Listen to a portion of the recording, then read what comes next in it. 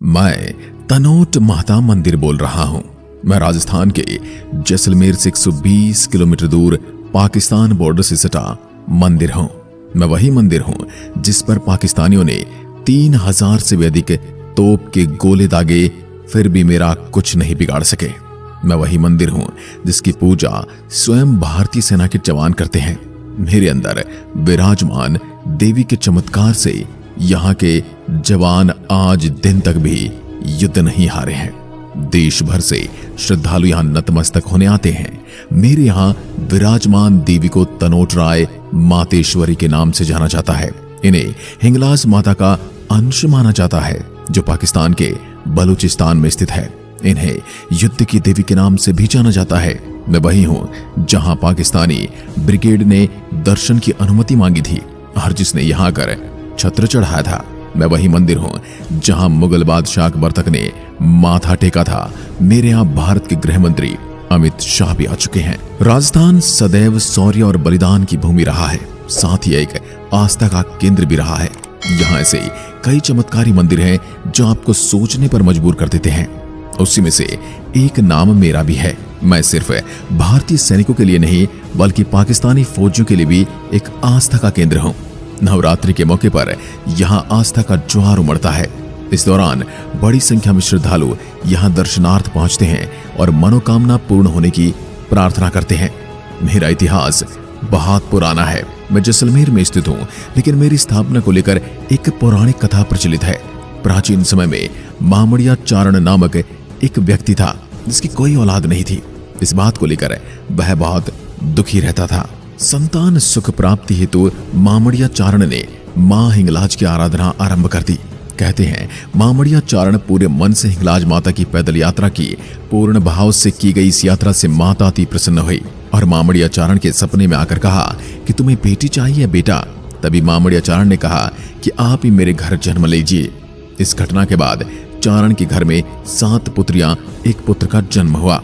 मामड़िया जी के घर में पहली संतान के रूप में विक्रम संवत 808 चैत्र सदी मंगलवार को माता श्री आवड़ देवी का जन्म हुआ, जो आगे चलकर तनोट माता के नाम से प्रसिद्ध हुए।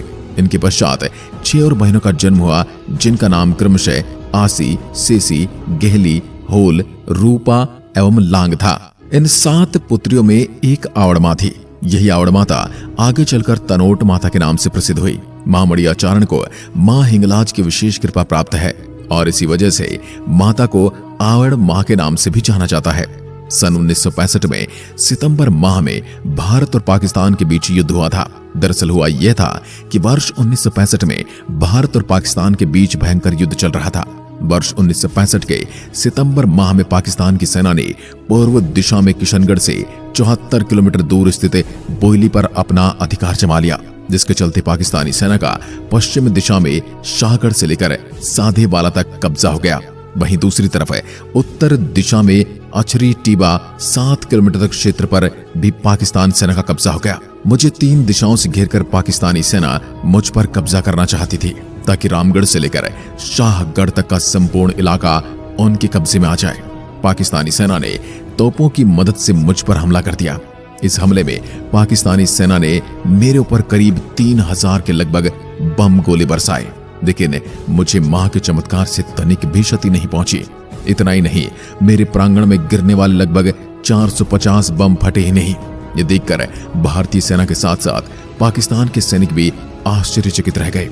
ये नजारा देखकर भारतीय सैनिक अति प्रसन्न हुए और उन्हें यकीन हो गया कि तनोट माता हमारे साथ है, जिससे उनका उत्साह और जोश दुगना हो गया। उन्होंने पाकिस्तानी सेना पर जोरदार जवाबी कार्रवाई की। इस जवाबी कार्रवाई में पाकिस्तान के सैकड़ों सैनिक वीरगति को प्राप्त हो गए। यह भी कहा जाता कि तनोट माता ने एक सैनिक के सपने में आकर कहा कि जब तक तुम मेरे क्षेत्र में हो तुम्हारी रक्षा करूंगी। भारत पाकिस्तान का युद्ध तो समाप्त हो गया, लेकिन तनोट माता का चमत्कार भारत के सभी मुख्य अखबारों की ब्रेकिंग न्यूज बन गया। तब से लेकर आज तक मेरे यहाँ हर दिन श्रद्धालुओं की संख्या बढ़ती जा रही है। भारत और पाकिस्तान के बीच हुए 1965 के युद्ध के बारे में यहाँ तनोट माता की पूजा BSF के जवानों द्वारा की जाती है। वर्तमान में मेरा रखरखाव सीसुब नामक ट्रस्ट द्वारा किया जाता है। BSF वाले तनोट माता को अपनी आराध्य देवी मानते हैं। साथ ही मेरा रखरखाव भी BSF के जवानों द्वारा ही किया जाता है। 1965 के बाद वर्ष 1971 में भारत और पाकिस्तान के बीच एक और युद्ध हुआ। इस युद्ध के दौरान 4 दिसंबर 1971 की रात में पाकिस्तान के टैंक रेजिमेंट ने लोंगेवाला पर हमला किया। यह तनोट माता की त्रिपाठी जी सीमा सुरक्षा बल और पंजाब रेजिमेंट ने मिलकर पाकिस्तानी टैंक रेजिमेंट को धूल चटा दी। लोंगेवाला एक स्थान है जो पाकिस्तानी सीमा के समीप स्थित है। मैं भी इसके समीप हूं। इस युद्ध में विजय के बाद मेरे परिसर में एक विजय स्तंभ का निर्माण करवाया गया। इस विजय स्तंभ का निर्माण पाकिस्तान पर जीत की खुशी में करवाया गया था। इस जीत को मद्देनजर रखते हुए प्रतिवर्ष 16 दिसंबर को सैनिकों द्वारा एक विशेष उत्सव यहाँ पर मनाया जाता है। साथ ही इस युद्ध में शहीद हुए जवानों को भावपूर्ण श्रद्धांजलि भी अर्पित की जाती है। मैं अब तक सुरक्षा बलों का कवच बना रहा। शांति होने पर सुरक्षा बल मेरा कवच बन गए। आज यहाँ का सारा प्रबंध सीमा सुरक्षा बल के हाथों में है। मेरे अंदर ही एक संग्रहालय है जिसमें वे गोले भी रखे हुए हैं। पुजारी भी सैनिक ही हैं। सुबह शाम आरती होती है। सुबह और शाम की आरती में श्रद्धालु बड़ी संख्या में हिस्सा लेते हैं। 1.25 घंटे लगातार चलने वाली आरती देखने लायक है। इस आरती का समय सुबह 6 बजे से शाम 7 बजे तक होता है। मेरे मुख्य प्रवेश द्वार पर एक रक्षक तैनात रहता है, लेकिन प्रवेश करने से किसी को रोका नहीं जाता। फोटो खींचने पर भी कोई पाबंदी नहीं है। मेरी ख्याति को हिंदी फिल्म बॉर्डर की पटकथा में भी शामिल किया गया था। दरअसल यह फिल्म 1965 युद्ध में लोंगेवाल पोस्ट पर पाकिस्तानी सेना के हमले पर बनी थी। 1965 के युद्ध में जब पाकिस्तान की तरफ से मेरे ऊपर बमों की बौछार की गई तो एक भी बम नहीं फूटा। यह चमत्कार देखकर पाकिस्तानी ब्रिगेडियर शाहनवाज खान आश्चर्यचकित हो गए। उन्हें विश्वास नहीं हो रहा था कि आखिर ऐसा चमत्कार कैसे हो सकता है। कहते हैं चमत्कार को सभी नमस्कार करते हैं। तनोट माता का चमत्कार देखकर पाकिस्तानी ब्रिगेड शाहनवाज खान ने भारत में आकर तनोट माता के दर्शन करने की अनुमति मांगे। करीब 2.5 साल बाद उन्हें अनुमति मिल गई और वे यहाँ पर आए, माता के दर्शन किए और माता को चांदी का छत्र भी चढ़ाया जो आज भी यहाँ मौजूद है। पुराने समय में मुगल बादशाह अकबर ने हिंदू के कई मंदिरों पर छत्र चढ़ाए थे, जिसके कोई ठोस प्रमाण तो नहीं है, लेकिन उन मंदिरों में से एक मैं भी था। ये सब मेरे यहाँ विराजमान तनोट माता के चमत्कार के कारण ही हो पाया है। आप जब भी मेरे यहाँ दर्शन करने आएंगे तो आपको मेरे यहाँ चारों तरफ रुमाल ही रुमाल नजर आएंगे। ये सब वही रुमाल है जो मेरे यहाँ श्रद्धालुओं द्वारा बांधे गए हैं। इन सभी श्रद्धालुओं की मनोकामना माँ के द्वारा पूरी की गई थी। आप भी जब भी आए अपनी मन्नत मांग सकते हैं। तनोट माता आपकी सारी इच्छाएं पूरी करेंगे। आपको यहाँ लिखा हुआ भी मिलेगा, कृपया यहाँ रुमाल न बांधे, लेकिन लोगों की श्रद्धा के आगे कोई कहाँ मानता है बांधने को, और यहाँ करोड़ों रुमाल बंधे हुए आपको दिख जाएंगे। आप जब भी जैसलमेर यात्रा पर आए, राजस्थान की असली झलक देखने के लिए आए, तो मेरी यात्रा करें। यह आपको एक अलग ही देशभक्ति और श्रद्धा की झलक देखने को मिलेगी। साथ ही अपने जवानों द्वारा दुश्मन को धूल चटाई गई उसके सबूत भी देखने को मिलेंगे। आपको यहाँ पर दुश्मन जब दुमदुमाकर भागे और उनके द्वारा छोड़े गए टैंक भी आज उसी हालत में देखने को मिल जाएंगे। यह उनको हमेशा उनकी हार की याद दिलाता रहता है, लेकिन फिर भी वो कभी नहीं मानेंगे कि 1965 और 71 की जंग में वो हारे हैं। आप जब भी तनोट माता के दर्शन करने आओ तो वॉर म्यूजियम जरूर देखना। इसमें आपको युद्ध से जुड़ी हुई बहुत ऐतिहासिक चीजें देखने को मिलेंगी। जैसलमेर वॉर म्यूजियम की स्थापना वर्ष 1971 में लड़ी लोंगेवाला की लड़ाई में शहीद सैनिकों को सम्मानित करने के लिए की गई थी, जो भारतीय सेना की बहादुरी और बलिदान को याद करते हैं।